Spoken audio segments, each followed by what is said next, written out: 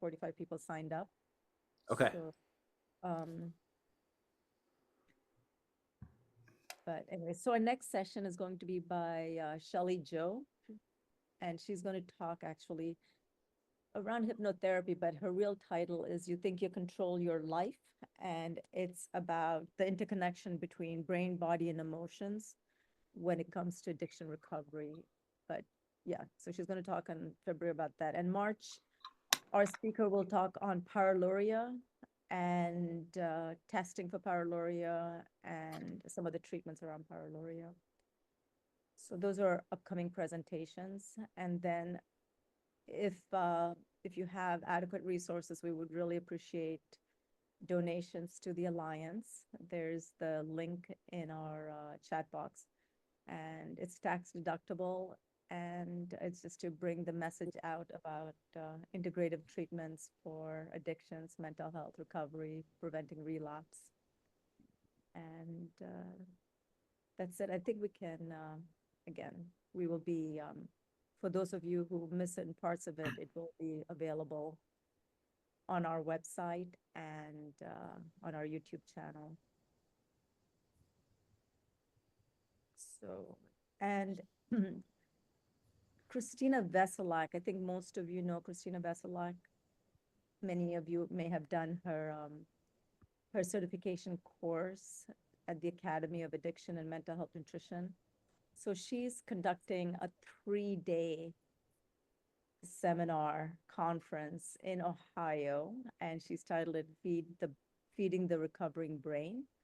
It's going to be great. She has 3 days of speakers, and it's all around nutrition, integrative therapies for addictions and mental health.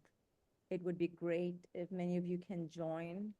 It'll be an awesome, really awesome conference, and we'll put the link also in the chat box, but it's in the beginning part of May. All right, so we will hand it over to you, Dr. Bernstein. So Great. Thank you. I'm going to try to share my screen here. Give me 1 second. Okay. and I'll do a short introduction. Yeah, if you want to do that now while I'm fiddling with this, that'd be great. Yeah. Okay, great. All right, so the Alliance is really happy to have Dr. Bernstein present at our January webinar, monthly webinar series. So Dr. Bernstein is the Chief Medical Officer of Accord, which is an inpatient facility in Massachusetts.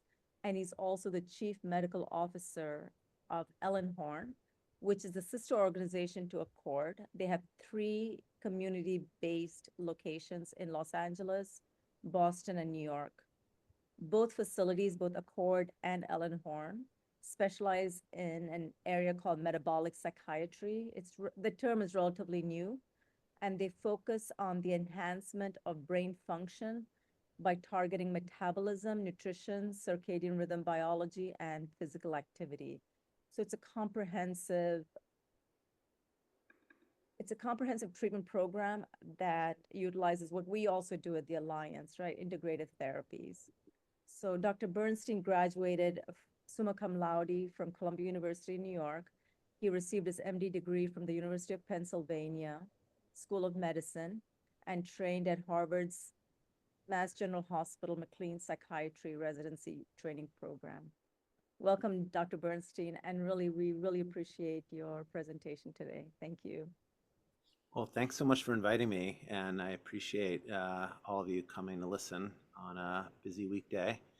I'm going to just sort of jump right in, and I'm going to assume that most people have some basic understanding of metabolism, not too advanced, but a lot of what I'm going to be talking about is some metabolic processes and some cell biology, which is really a restudy for me, stuff that I hadn't thought about for many years in my career until probably the last 3 or 4 years when I got into this subfield of psychiatry.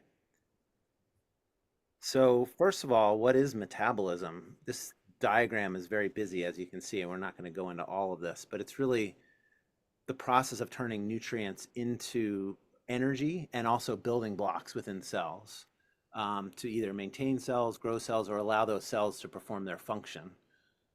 It also includes managing waste products from cells, and it's really fundamental to life. Sometimes people say, metabolism means so much, it almost doesn't mean anything because it's almost all processes that are going on in cells.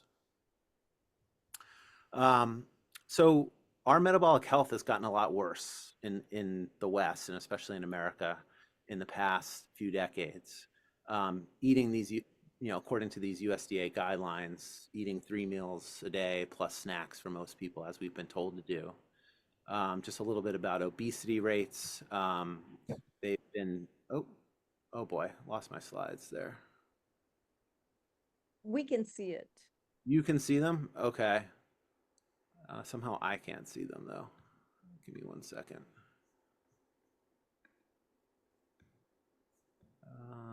Sorry about this, everyone. Give me a minute.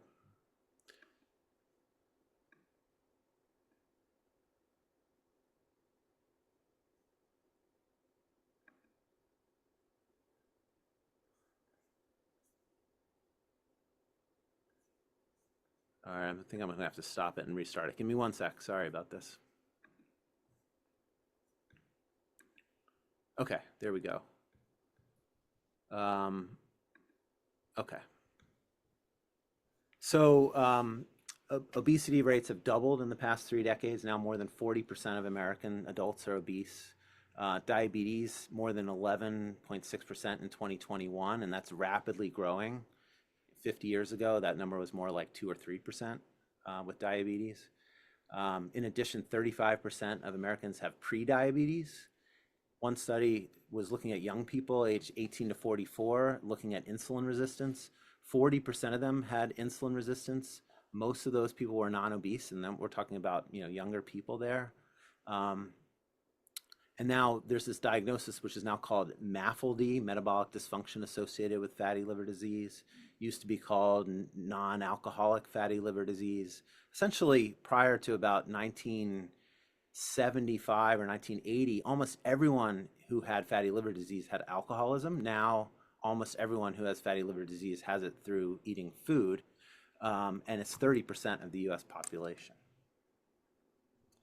In addition, our mental health is getting worse at the same time. So the prevalence of depression went up from 7.3% to 9.2% just between 2015 and 2020. Obviously, after the pandemic, those numbers are even higher. We also know that people with severe mental illness have significant excess mortality, usually lifespan of 15 to 20 years shorter than the average population. And a lot of that is due to metabolic factors. Some of that is due to metabolic factors due to medications, not all of it. There's also this bidirectional correlation between almost all mental health disorders and these metabolic disorders like obesity and diabetes, cardiovascular disease, meaning if you have a diagnosis of depression, you're much more likely to have those metabolic diagnoses as well. And it goes the other way around. If you have one of those metabolic diagnoses, you're much more likely to get diagnosed with a mental illness. But is it just correlation? This study in JAMA Psychiatry in 2021 was really interesting. They longitudinally looked at kids, were measuring their metabolism and measuring mental health outcomes over a long period of time.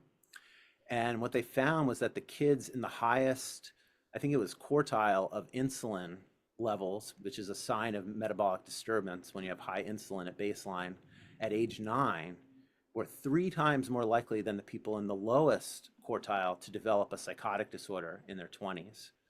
And the kids who gained the most weight during puberty were 5 times more likely to develop major depressive disorder later on in life.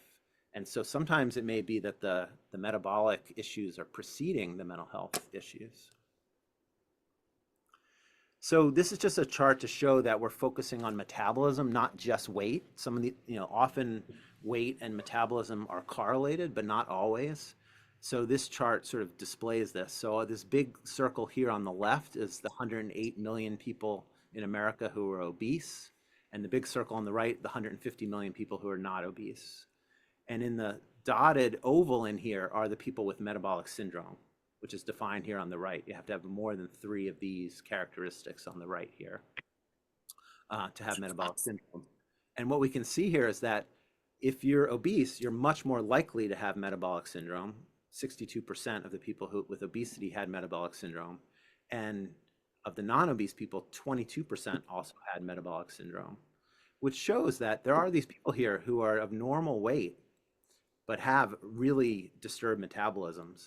And then we also see over here, there's this outer area here of people who are obese that have a pretty healthy metabolism. And so we're really trying to focus here on metabolic health, not just weight, but weight correlates for a lot of people.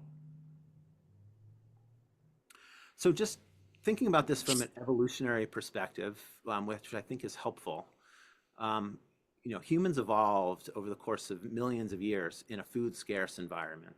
We did not have refrigerators, we did not have canning, we did not have agriculture. We were literally hunting and gathering for most of our evolutionary history, or even scavenging for most of our history. And there were periods of abundance and there were periods of no food, scarcity. And that's the milieu in which our large cerebral cortex is developed. And people hypothesize that they developed to solve the problems of finding food, to create ways of communicating so that we could find food, sharing food, all of those things. But the other important thing to keep in mind is that during these periods of scarcity, we needed to be able to function at a high level. And that's within all of our genes. That ability to function despite not having food exists within all of our genes. And those genes have been turned off in our current environment. We think about this is what epigenetics is. It's the things in our environment that will sit on top of our genes to tell the genes which ones are on, which ones are off. When we're eating 3, 4, 5 times a day, high carbohydrate meals, the genes that know how to burn fat, that know how to turn fat into ketones, are essentially quieted down. But all those genes can be turned back on. It's not very hard to do so. It's a pretty quick transition, actually. So that's that's something that's been hypothesized. There's a lot of people who write about these things. It's just a little background to sort of where this is all coming from. But this is where we are now. This is the food pyramid from 1980. This is an updated version of the My Plate. This comes from our USDA. It's our gold standard healthy diet. You can see the base of it is carbohydrates. Fats are way at the top. Obviously a big, there's trying to be an emphasis on fruits and vegetables. This is what happened when those dietary guidelines were instituted in 1980. Again, this is obesity, not metabolism, but they correlate pretty closely. Look at how much obesity and overweight was created after those guidelines came into place. People say, well, maybe people just aren't following the guidelines. That's the problem. It's not that the guidelines are wrong, people aren't following them. But these charts that I'm going to show you next show that people actually are following the guidelines. People are eating more carbohydrates. This is 1965 up to 2011 on this chart. More carbohydrates, less fat, less saturated fat. That's what they told us to do. Also, less refined grains. This is a different time scale, you can see, but less total sugar that people were eating, less added sugar during this period of time, and more whole grains, just like we were asked to do. This one study in 2022 in public health nutrition found that 95% of the people on the dietary committee, those members who are writing those guidelines and shaping nutritional policy in our country, had conflicts of interest with the food or pharmaceutical industries. And this is just one page from the USDA website showing their national strategic partners. There are dozens and dozens of pages just like this. It's all food companies, essentially. The people who sponsor the USDA are the people who are making the food and making profits off of the food that they're selling. So here's a study that I wanted to show you to sort of get into some research that's interesting. This was Cynthia Calkin and collaborators from 2022 in Journal of Clinical Psychiatry. And they took people with treatment-resistant bipolar depression. So people who had bipolar, were depressed, were tried on multiple medications, still depressed. And they found that 45 of them that also had insulin resistance. And just before, maybe I'll define insulin resistance real quick for people who don't know. So insulin is obviously a very important hormone that our bodies make to process food. We have the biggest insulin response from carbohydrates. We have a little bit of an insulin response from protein. We do not get an insulin response from fat. Over time, if our insulin levels are high from the way we eat, eventually the cells become resistant to receiving that insulin signal. So that's what insulin resistance is. If that's allowed to keep going on, eventually insulin resistance becomes prediabetes. Thing that I can't, it's like a direct thing. Excuse me? What's that? Julie, yeah, okay, she turned off her microphone, sorry. Okay. Okay. And so eventually those cells become so resistant to the insulin signal, the body has to keep making more insulin to lower glucose in the bloodstream, and eventually that leads to prediabetes and diabetes. But insulin resistance is the precursor to diabetes type 2 diabetes. So you can measure insulin resistance very easily at the lab. You just measure a fasting insulin level. There's also a test called a HOMA-IR. Any physician can order this test, but it doesn't get ordered on standard labs. Well, anyway, they took these folks who had treatment-resistant bipolar depression. They also had insulin resistance. They randomized them. So this was a randomized trial with metformin on the one arm, placebo on the other arm. Metformin dose was titrated up close to the maximum for most of the people. They were measuring depression rating scales. They were measuring insulin resistance every few weeks. So half of the people that were given metformin converted from being insulin resistant to being insulin sensitive. That shows that also half the people given metformin did not convert. Metformin is a pretty weak drug when it comes to reversing insulin resistance. It works in some people, but not others. So that's what they saw here. So that's one thing we learned. But here's the thing that we really learned is that these are the converters in blue, and these are the non-converters. So these include the people who were not given metformin and the people who were given metformin but did not convert to being insulin sensitive. So the people who became insulin sensitive had a significant improvement on their depression just by being given metformin and becoming insulin sensitive. This was a really interesting study that really shows this connection between insulin sensitivity and mood in people with treatment-resistant bipolar disorder.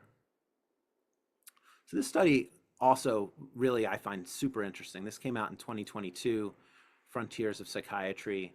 The lead author is Albert Denon, who's a French psychiatrist who essentially did his own experiment, was not controlled, just to get that out from the beginning. This was not randomized. He invited 31 of his treatment-resistant patients with bipolar, major depression, and schizophrenia to come into his hospital where he was allowed to admit people to do any kind of intervention, and they could stay as long as they wanted. Very different system than what we have here. And he put 31 of them on a ketogenic diet. 28 of them were able to complete the diet for at least 2 weeks. 3 of them dropped out, decided during those 2 weeks that they didn't want to do it. This diet was pretty classic ketogenic diet with 75 to 80% fat, 15 to 20% protein, 5% of calories from carbohydrates. It was a whole foods diet. He also added some supplements, some vitamins and things like that to the diet. And he had really remarkable results. So 100% of people had symptomatic improvement. 43% of people on this inpatient unit who were treatment resistant achieved clinical remission during the course of this time on a ketogenic diet. 96% of people also lost weight, and 64% of the people were discharged on less medication than they came in on. So it was not medications that caused this astounding improvement. It seemed to be something regarding the diet. Now, again, the study can be criticized because, again, it's not controlled, it's not randomized, so there's lots of ways where bias can be introduced. But what you can see here is an incredible improvement in the HAM-D scores, incredible improvement in PAN scores. I mean, these are not things that we see with medications or on any inpatient unit. I worked on an inpatient unit myself for about 8.5 years. I didn't see these kinds of improvements using all the best medications and ECT and things that we could do. All patients saw a reduction in their CGI of at least 2 points, which is very significant. And I just want to point out, this is the chart from the study on the actual reductions.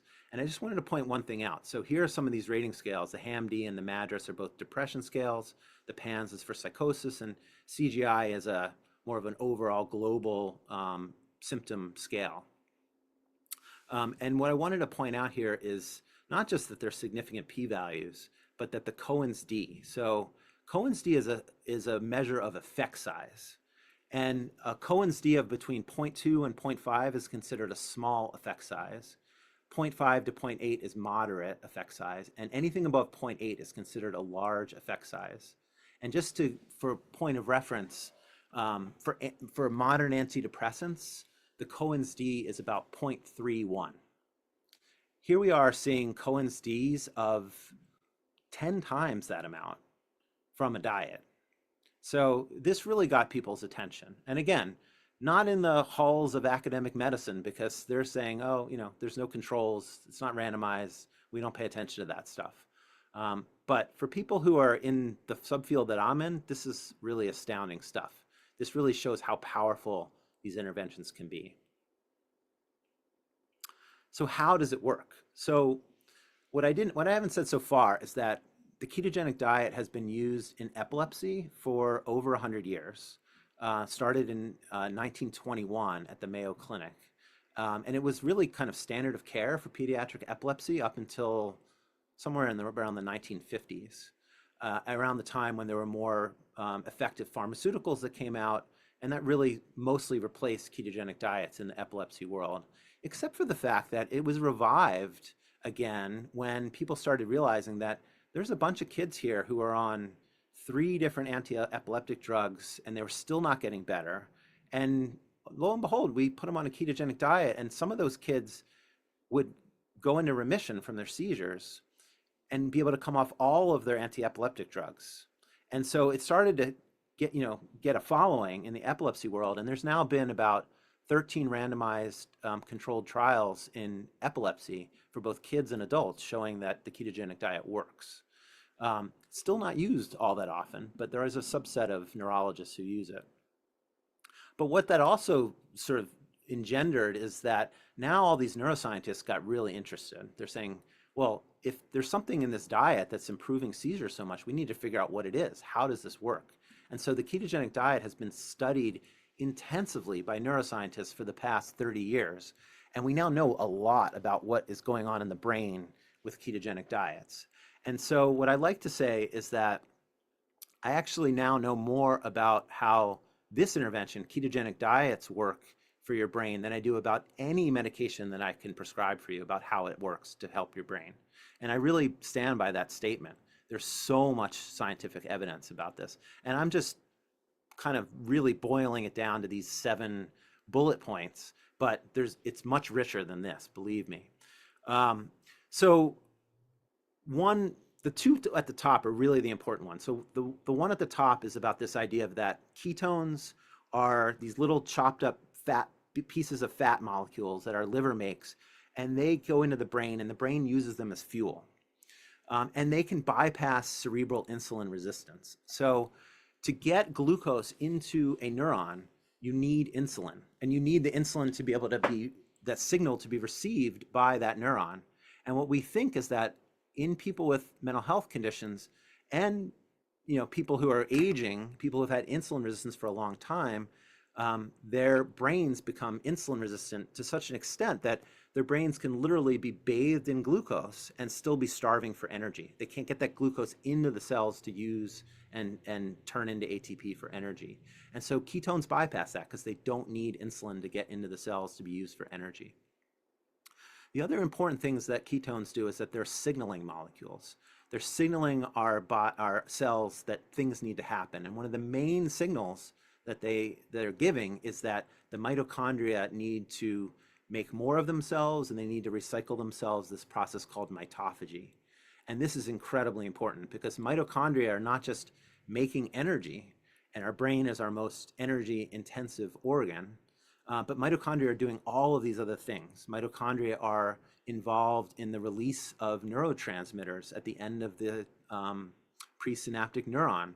They're involved in gene expression in the nucleus of the cell.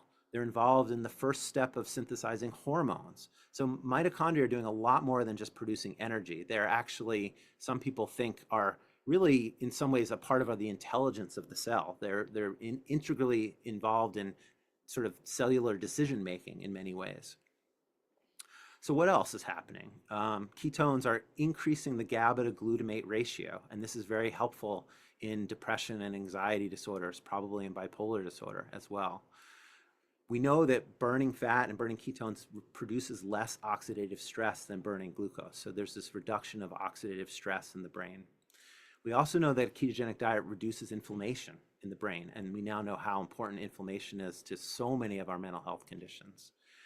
There's a lot of studies showing that there's an increase in brain-derived neurotrophic factor, the signal that tells our neurons to make more connections with other neurons, this BDNF, very important. We also get BDNF from exercise, but ketogenic diets also increase BDNF.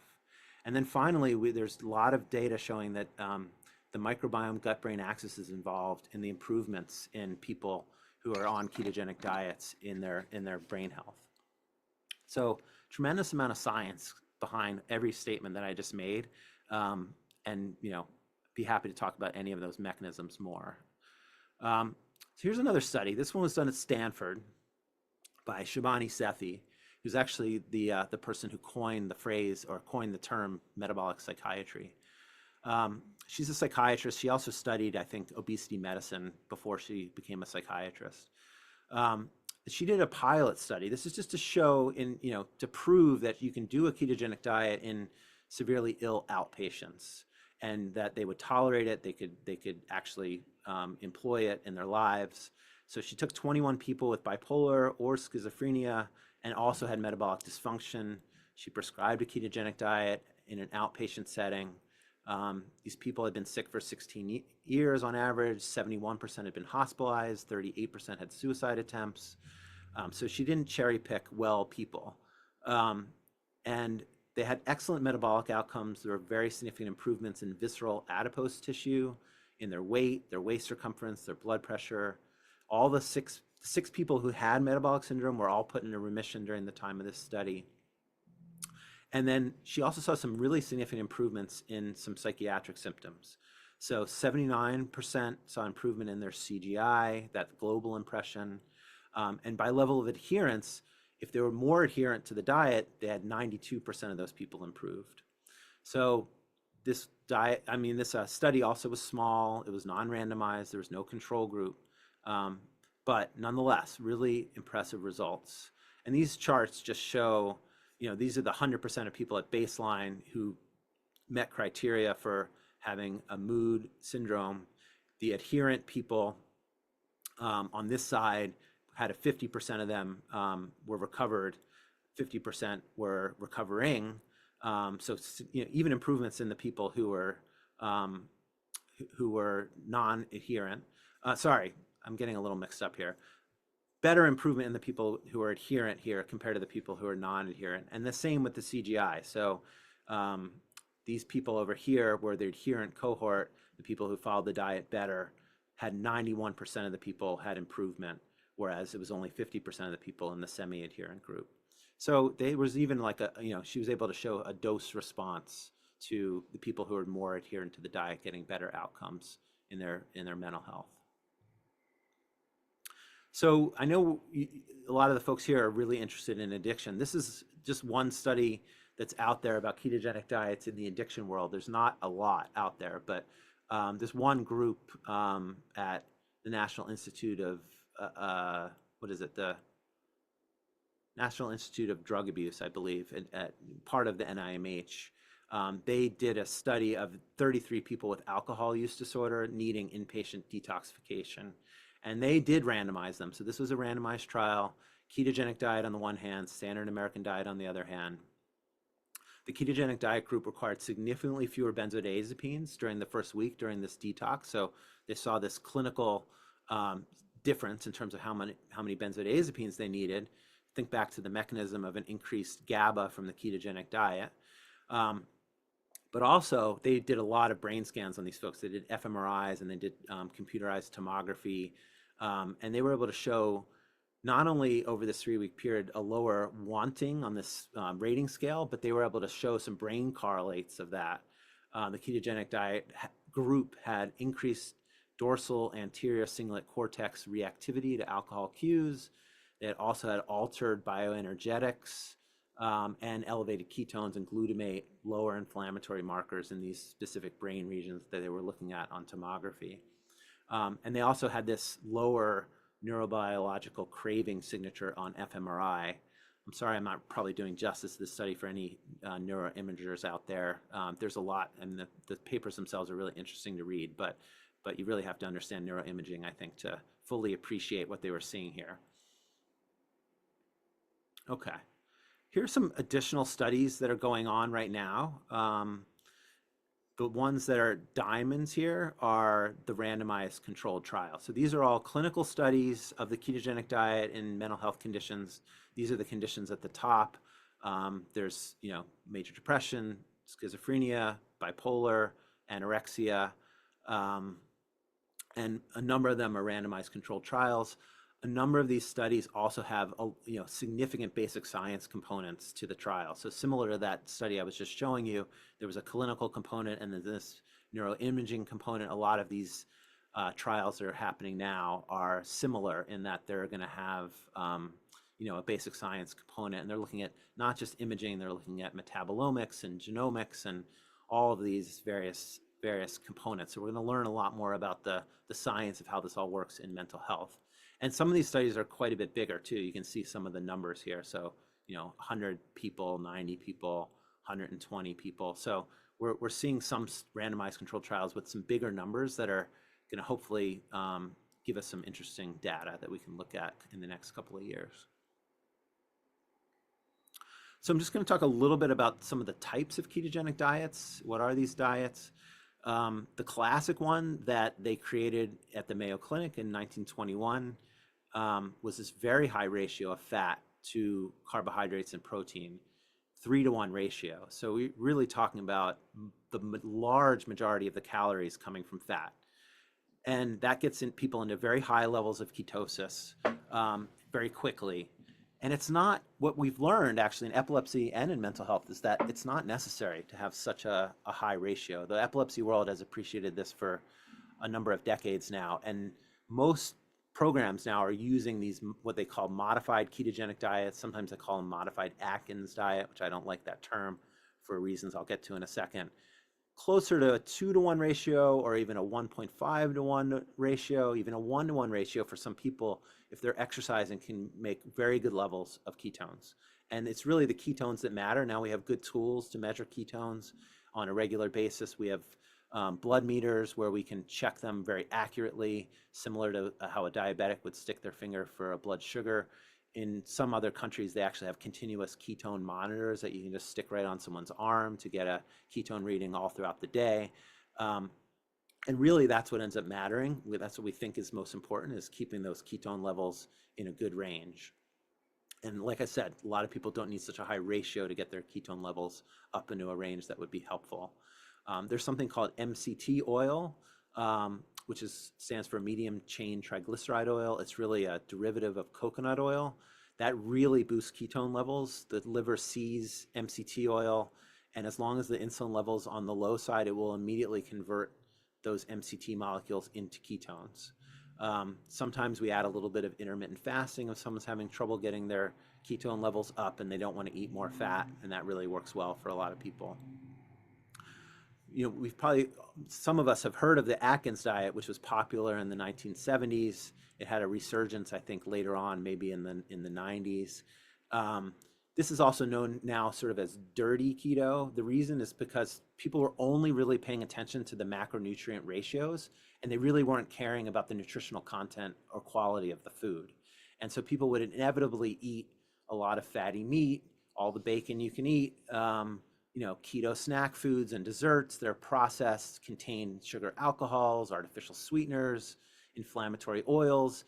I don't recommend just focusing on macronutrients for the reason that I really do think the quality of the diet matters.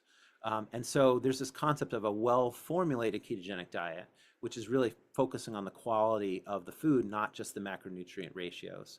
So we're trying to use whole foods, minimally processed, eating a variety of non-starchy vegetables for the phytonutrient content and the fiber, eating really high quality fats, so extra virgin olive oil, avocados, nuts and seeds. Everyone sort of agrees these monounsaturated fats are healthy. People diverge around saturated fat. I happen to think some amount of saturated fat is very good for people and they need it, and we're way too restrictive about the levels of saturated fat that we're telling people to eat. But then, you can get some fat from pasture-raised eggs, from cheeses and dairy products if those are tolerated. But you have to have adequate protein, not too much protein. This is not a high protein diet, but it's higher than what the USDA says. USDA says 0.8 grams per kilogram per day of body weight.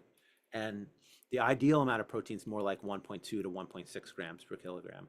And again, the quality matters. So wild caught fish and seafood, grass-fed, organic, beef, poultry, etc. if people do eat animal products, which I think is important for protein quality, and I can get into that a little bit later.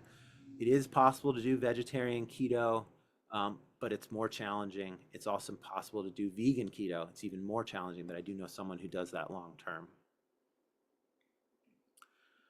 So this is just a little bit about how metabolic health changes our relationship to food. People say, well, isn't this diet really hard to do?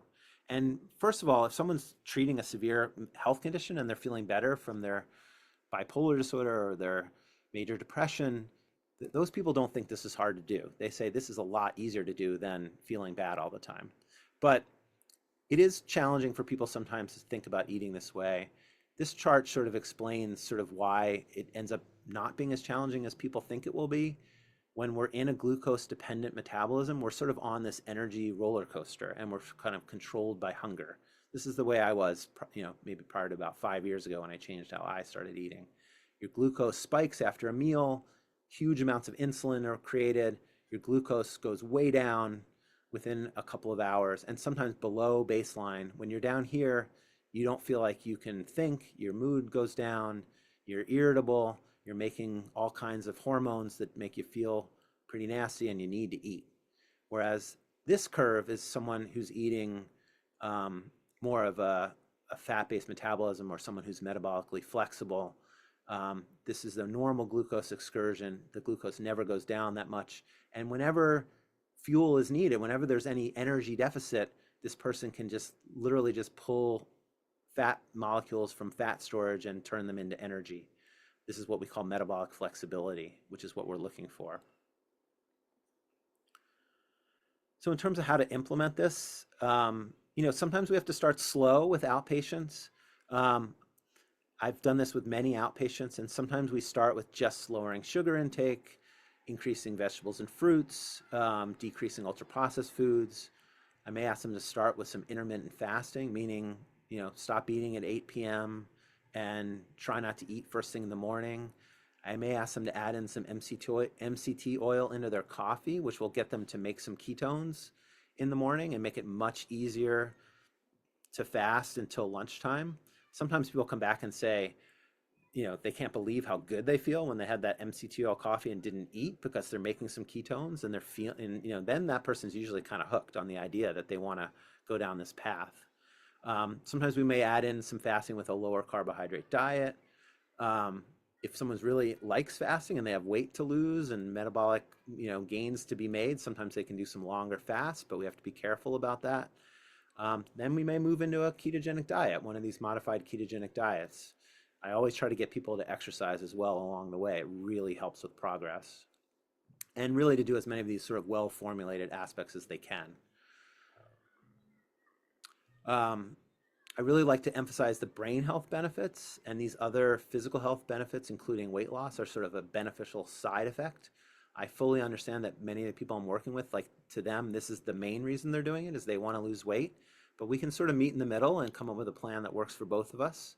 And sometimes they don't believe me about the brain health benefits, and then they become convinced once they're doing it. And they start with a motivation of weight loss, and they realize that there's a lot more to this than that. But it really should be decided based on people's motivation to make these kind of changes. If someone isn't interested or motivated, I'm not pushing this on people. It may allow people to be on lower doses of medications. Some cases even get off of medications completely. Could be an option for people who are refusing an adequate medication regimen.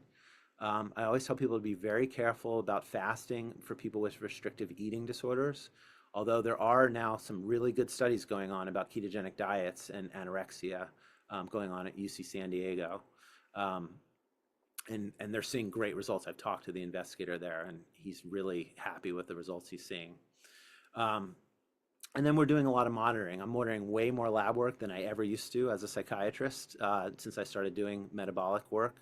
And a lot of this stuff ends up becoming very useful. And sometimes I do have people use continuous glucose monitors on an outpatient basis.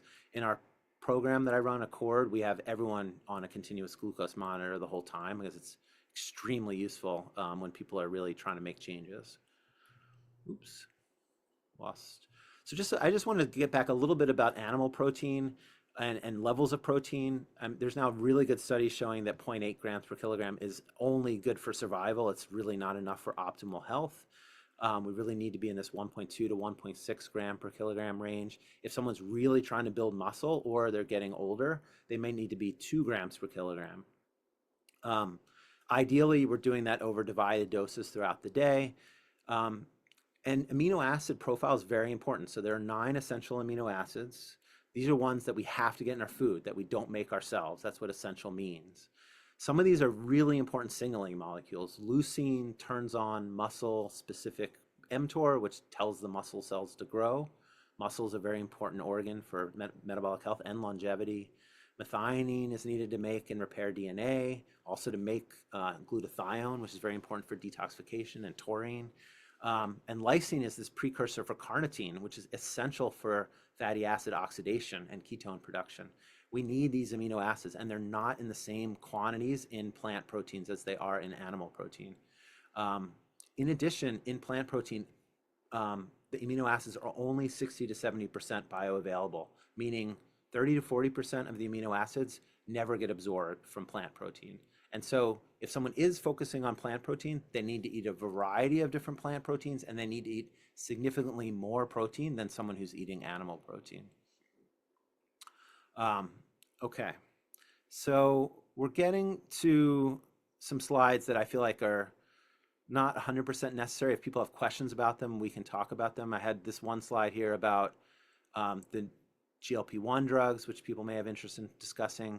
And then there's a little bit about animal agriculture and the environment, just because when I talk about eating animal proteins, a lot of people react strongly and say, isn't that going to ruin the environment? So I just have a little bit to say about that if someone's interested, and here are some references. And I think otherwise I'm going to wrap up my presentation and open things up to questions. Thank you, Dr. Bernstein. That was wonderful.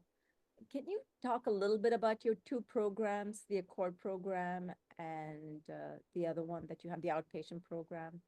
Sure. So Ellenhorn is a program that's been around for about 20 years. It's a psychosocial rehabilitation program, and I've been working at Ellenhorn for about 14 years. We have branches in Boston, New York, and LA. It's based on the PACT model of treatment, program and assertive community treatment. We work with people with pretty significantly difficult conditions. We have a team, it's very holistic.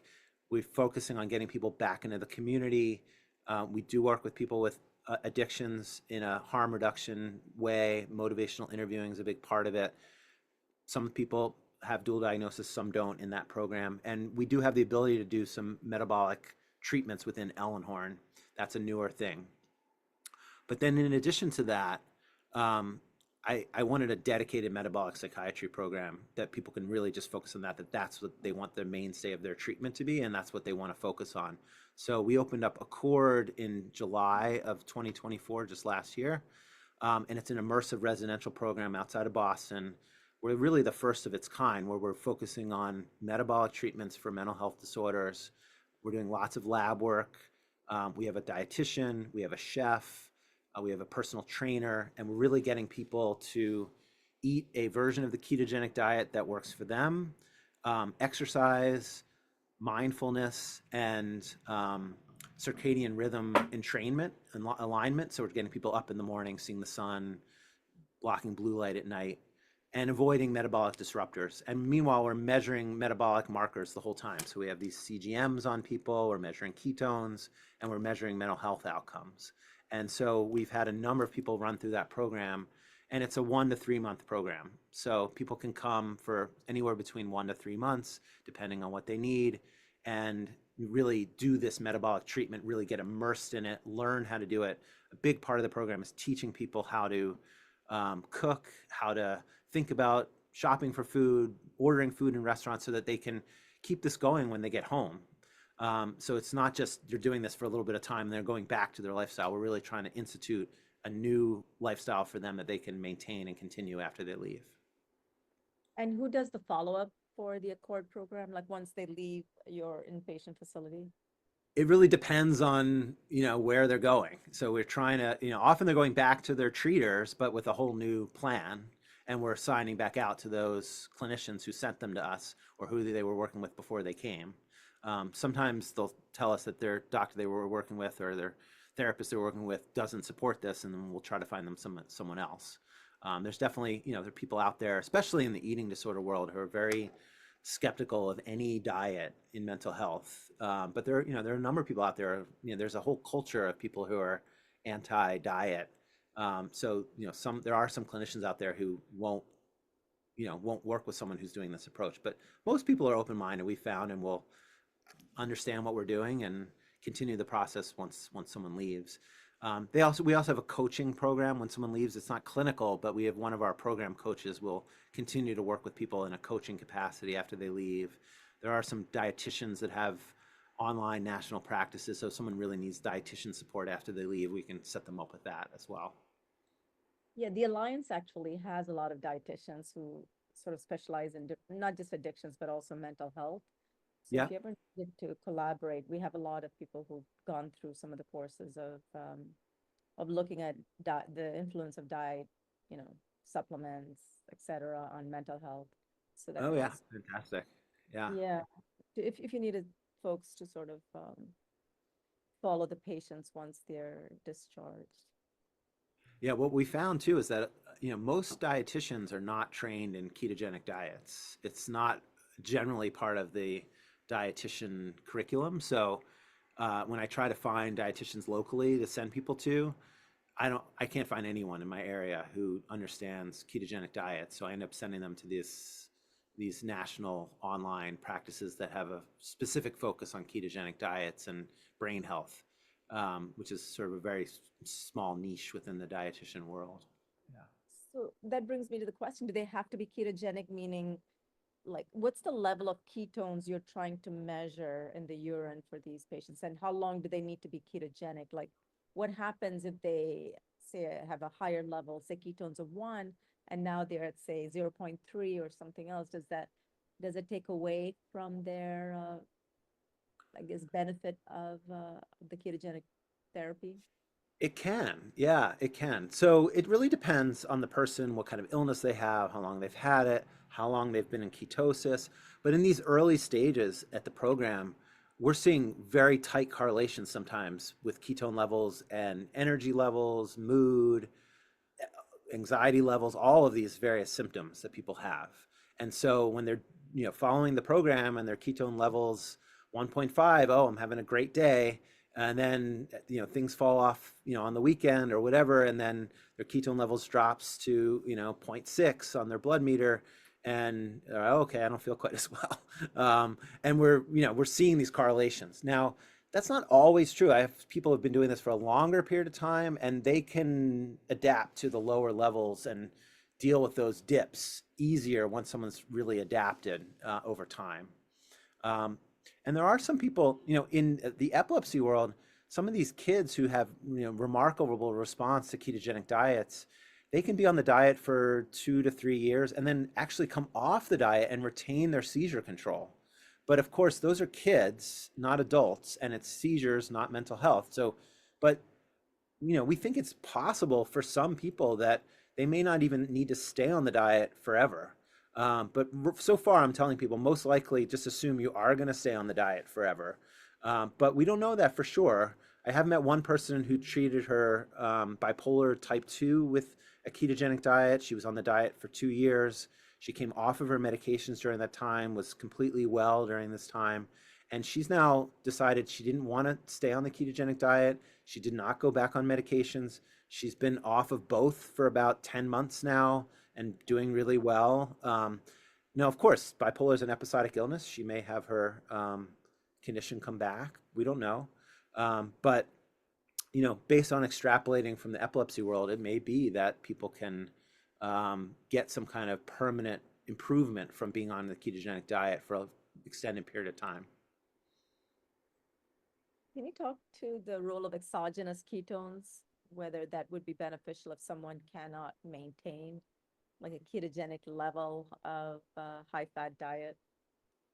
So exogenous ketones are not that practical for the long term. And we're not 100% sure that they're going to be the same benefit. So, there's kind of two categories of benefits that I was talking about, those mechanisms. One is that ketones are a signaling molecule. So if you took exogenous ketones, you would still get the signaling for a few hours while you're taking them. Of course, then the ketone levels go down again, a few hours later. So you're not getting the signal the whole day, number one. So that's a problem. But number two, you're not really changing the fundamental metabolic processes in the body. We're not lowering insulin. We're not reversing insulin resistance with exogenous ketones. So we're not necessarily getting all of these different benefits with exogenous ketones. And we're only getting them for a few hours for a pretty high price tag. So I don't see them as really a practical strategy to try to stay, in ketosis, long term. But for a little boost, someone, okay, they went off their diet and they're getting back on their diet and they want to feel better today, not in 3 days. Okay, you can take some exogenous ketones, no problem. But I don't see it really as a long-term strategy. The one other area where it could be beneficial is for people where we really do think that the insulin resistance mechanism is a huge part of the problem. They're not getting energy in their brain. These are people who are getting older, mild cognitive impairment. We know ketogenic diets are very helpful in those settings. But if someone wants to try to see what it was like to have some ketones in their brain, to see if that bypasses this glucose problem or insulin resistance problem, there's you can just give a test. Okay, take these exogenous ketones, and people have actually done this with MCT oil, and they see improvements in cognitive exams 30 minutes later after MCT oil. I mean, they've published numbers of papers on that. So it can be a nice test just to see, what would it be like to be in ketosis? And then if it feels much better or cognition's much better, okay, it's worth it to go through the effort of doing this diet now. Does anyone else have any questions? Anyone else want to ask any questions to Dr. Bernstein?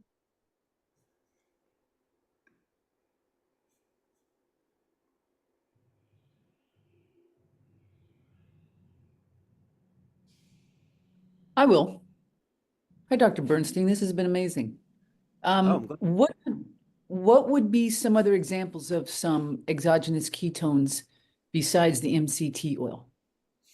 So yeah, so I maybe wasn't very clear. MCT oil is not a ketone. MCT oil is just refined coconut oil. It's just a medium chain triglyceride, and it gets converted into a ketone in our body by the liver if the conditions are right. If someone hasn't just eaten, make more ketones out of that. There are these products that are you're ingesting ketone esters and ketone salts.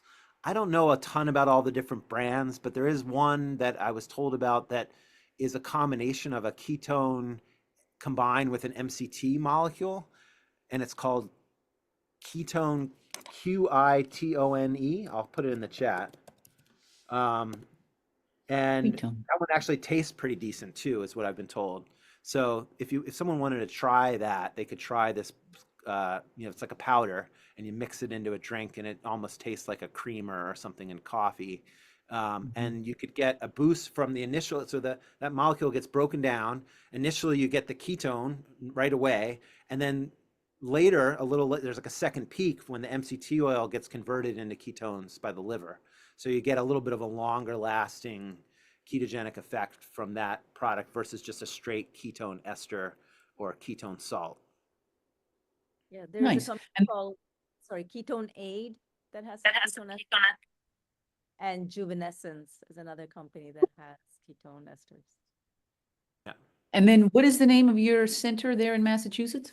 It's called Accord. And yeah, the website, I'll put the website in the chat too. It's called accordmh.com.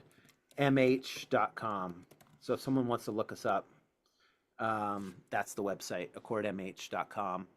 And if someone wanted to contact me directly, I have a LinkedIn account. I'm not on other social media, but feel free to LinkedIn as well. And do you take insurance? At the program, we don't. Unfortunately, insurance doesn't want to cover, they don't even want to cover a visit with a dietitian for mental health, let alone all the stuff that a residential program. So unfortunately, we don't take insurance. We do have some scholarship money. It is, you know, an expensive program as it sounds, because we're doing all this technology and, you know, having a pretty high level of staff with the, you know, the chef and the dietitian and the trainer. Right. But, you know, this is just the start. The hope is to try to make this a more accessible treatment over time. If we can sort of show that it works, then, you know, potentially open up, you know, outpatient centers or day centers in various places that, you know, would be much more affordable. How many Beautiful beds, work. Thank you. how many beds in Accord? So we have 5 beds, and then we have the ability to take some people as day clients as well, people who live in the neighborhood. So we can accommodate probably about 8 people at a time, 5 people living there and 3 people living nearby. And we have a couple of day clients now who live nearby, and they just come in for breakfast, lunch, and dinner and all the programming, and then they go home to go to bed. And does that work? Like they're sort of adherent to the diet and all? Yeah, we've seen absolutely incredible results. I mean, really like life-changing results with people with really serious conditions, you know, chronic, remitting bipolar disorder, people with psychotic disorders. We had someone with very severe OCD who had a tremendously positive result. You know, we Not were folks. open. What's that? I was going to ask, and you were listing all those people. Anybody with severe trauma or trauma that you deal with as well? Oh yeah, yeah, yeah. I mean, a number of these people have, you know, trauma as, you know, sort of comorbid problem. Almost all of them actually. And so it, you know, it's not a specific treatment for trauma as we know yet, but the way I look at it is that if we can get, you know, the neuroinflammation down, we can get the oxidative stress down, we get those mitochondria more happy and a better source of fuel in the brain, people now feel capable of doing the hard work that they need to do. It's not going to resolve trauma on its own, but it makes people feel that they can face the hard stuff that they have to face. So that's what I've seen. And so, yeah, I mean, if someone really has more of like a straight depression trauma, there's another program that is in its sort of pilot phase called the Healing Depression Project, which is something people can look up as well. And they're doing a 30-day, I think they're doing 2 30-day retreats in 2025 in outside of Austin, Texas. And they're very focused on just depression and using this type of approach and trauma and doing a lot of group therapy around trauma. And, you know, it's really focused on that more. You know, I would say we're more focused on the metabolic approach and the measurements and really taking all comers with any kind of mental health condition. So we're capable of dealing with different stuff, more stuff, but they're very focused on that one thing. And I think they're good people who are running that program. Nice. Thank you. Yeah, you're welcome. I have a couple of questions for you. This is Shelley Wallstrom, and I've got 2 questions. My one is, a lot of us on here specialize in specific amino acids that help raise those neurotransmitters. So would you see there a benefit in using those as they're moving into the to those diets so that they help with those cravings as they're coming off of those carbs? That would be my first question. My second question is, I have a granddaughter who is type 1 diabetic, and we do everything we can to keep her out of her ketones low. So can you explain those 2 things to me? Sure. Yeah, regarding your question about amino acids, potentially could be useful, especially if someone's really having a digestive issue. You know, if they're not digesting their protein and, you know, absorbing their amino acids, they may need supplemental amino acids. However, if someone digestion is going okay and you're getting the right amount of good quality protein, they're getting the amino acids that they need. So I really think the differential there is, you know, how good is this person's digestion, essentially. Regarding your other question is, diabetic ketoacidosis is something very different than what we're doing here. This is medical ketosis. The ketone levels are in a very low amount compared to in diabetes, type 1 diabetes. That's a crisis. That's a tremendously high level of ketones, and that's including acidosis, which, you know, therapeutic ketosis, there's no acidosis. So they're really very, very different things, but it's a great question because a lot of people think, oh, that's a bad thing. Ketones are bad because of diabetic ketoacidosis, but they're not bad. A low level of ketones is absolutely part of our normal physiology and how we all evolved to be, essentially, is to have some amount of ketones. You know, and our ketones are abnormally suppressed in the way that we eat now.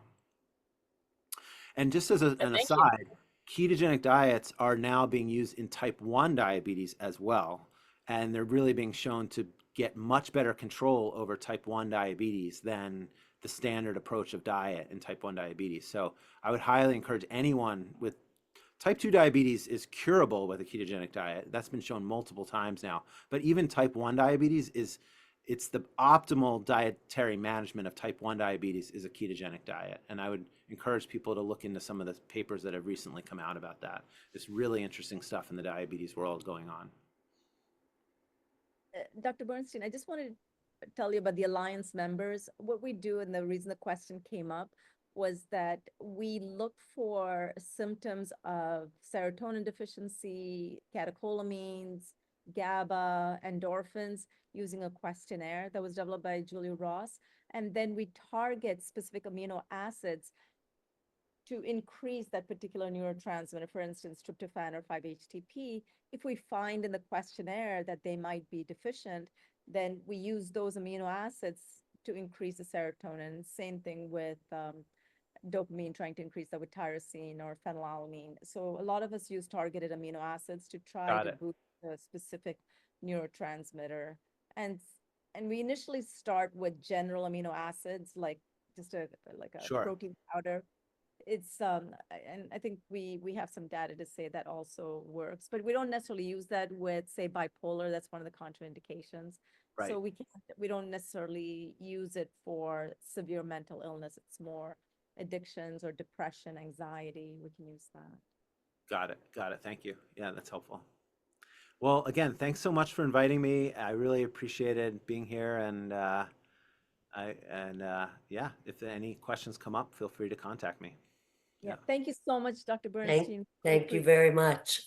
You're welcome. Thank you. Thank you. Awesome. Thank you. Thank you.